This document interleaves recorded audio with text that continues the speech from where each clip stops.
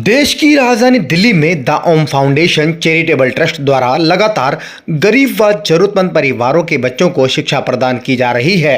इसी के साथ ये ट्रस्ट कई और क्षेत्रों में भी कार्य कर रहा है। लोगों के लिए सेवा कार्य कर उनका सहयोग करते हुए ट्रस्ट तेजी से आगे बढ़ रहा है। इसी कड़ी में दिल्ली के नारायण विहार में the Om foundation charitable trust और new Delhi district legal service authority द्वारा एक कार्यक्रम का आयोजन किया गया, जिसमें लोगों को मुफ्त कानूनी सलाह दी गई। महिलाओं को जागरूक करते हुए जागरूकता अभियान चलाया गया। ऐसे में ट्रस्ट की अध्यक्षा सूर्यपुत्री रश्मि मल्होत्रा का कहना है कि उनकी संस्था लगातार सामाजिक कार्यों में जुटी है। कई सेवा कार्यों के साथ अभी तक करीब 2000 से अधिक बच्चों को शिक्षा प्रदान की गई है। उनका मुख्य उद्देश्य गरीब परिवारों का सहारा बन उनकी मदद करना है। इस मौके पर Rekha Chaudhary, superintendent new Delhi legal service authority, अधिवक्ता लवदीप गौर, डॉक्टर आकृति शाह भी शामिल हुए। उन्होंने 1516 हेल्पलाइन नंबर जारी किया, जिसमें कोई भी व्यक्ति मुफ्त कानूनी सलाह ले सकता है। व इसके साथ ही महिलाओं को घातक बीमारियों से बचने के लिए उन्हें जागरूक करते हुए सैनिटरी पैड भी वितरित किए गए। इस मौके पर यहां आए सैकड़ों की संख्या में महिलाओं में भी काफी उत्साह देखने को मिला। हम आवाज बनेंगे, तुम आवाज करो, हम आवाज बनेंगे। तुम्हारी इस लड़ाई में तुम्हें झुकने ना देंगे। जब तक ना मिलेगा तुम्हें इंसाफ, हम तब तक इस लॉ को भूलने ना देंगे। धन्यवाद।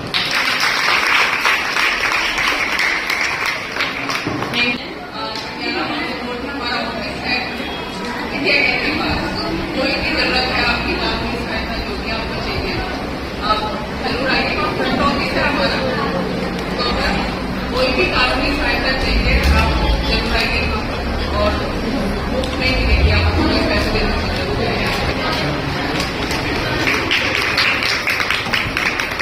Thank you ma'am. कुछ है दी ओम फाउंडेशन चैरिटेबल ट्रस्ट जैसे कि इन बच्चियों की बालिकाओं की शिक्षा के ऊपर पिछले 11 साल से काम कर रहे हैं और as a chairman of the trust मेरा ये एक बिलीव है, विश्वास है कि सिर्फ हिंदी, इंग्लिश, साइंस पढ़ा देना, सिर्फ इतनी शिक्षा देना जो है वो बच्चों के लिए काफ़ी नहीं है। शिक्षा का मतलब है कि उनके अंदर की हर एक बात जो कि उनके मानसिक, शारीरिक और बौद्धिक विकास को पूरा कर सके, वो शिक्षा है। तो शारीरिक विकास के लिए एक इन बच्चियों के लिए ड्यूरिंग मेंस्ट्रुएशन साइकिल्स कि उन्हें किस तरह की हाइजीन का ध्यान रखना चाहिए, उसके लिए हम लगातार, ये आज पहला सेशन नहीं है, पहले भी हम बहुत सारे ऐसे गायनेकोलॉजिस्ट को बुलाकर ये सेशंस कर चुके हैं।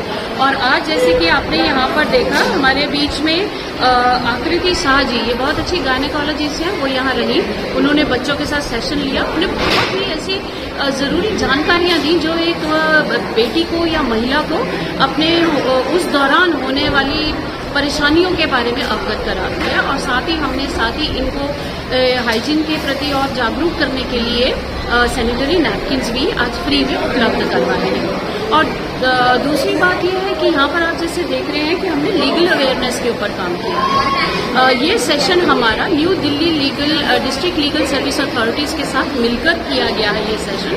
और इस तरह के हम और भी सेशंस उनके साथ करते रहे हैं, हम उनके साथ रजिस्टर्ड है हमारी फाउंडेशन। तो इसमें क्योंकि ये लीगल अथॉरिटी है तो लीगल अवेयरनेस आज हमारी महिलाओं को होना बहुत ज़रूरी है। और लीगल अवेयरनेस में कि आज जैसे बेटियों का हक क्या है घर में, या आज एडॉप्शन उनको कैसे करनी है, उसके लिए उन्हें क्या क्या चीज़ें ध्यान में रखनी चाहिए।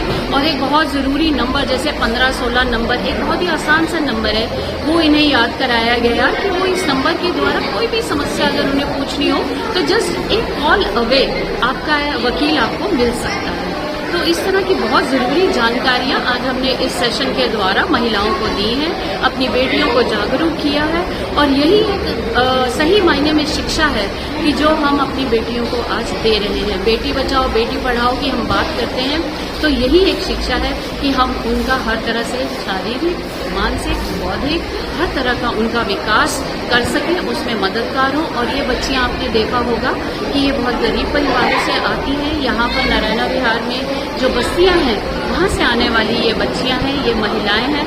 और मैं ये समझूंगी कि आज ये सेशन करके मैंने अपने देश के प्रति और समाज के प्रति एक शायद छोटा सा एक काम किया है। किसको महीने आते हैं, कौन क्या कोई सवाल पूछना चाहेगा में तो हाँ, काफ़ी लोग किसी ने भी हाथ नहीं उठाया, लेकिन हाँ, आपने ये भी देखा होगा कि जब मैं साइड पे चली गई और अपना मैंने बूथ पे मैं जाके बैठी, तब बहुत लोग आके मुझसे पूछने लगे। तो देखिए, ये चीज़ कब जाएगी शायद मैं नहीं जानती, लोगों लेकिन के हाँ, जो- लोग अब आगे आते हैं, उनको जानना है।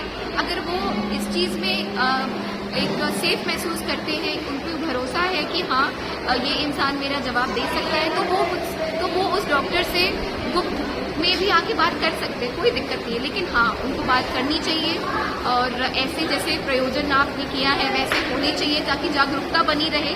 और हाँ, बिल्कुल एक टाइम ज़रूर ऐसा आएगा कि खुलकर बात हो सके।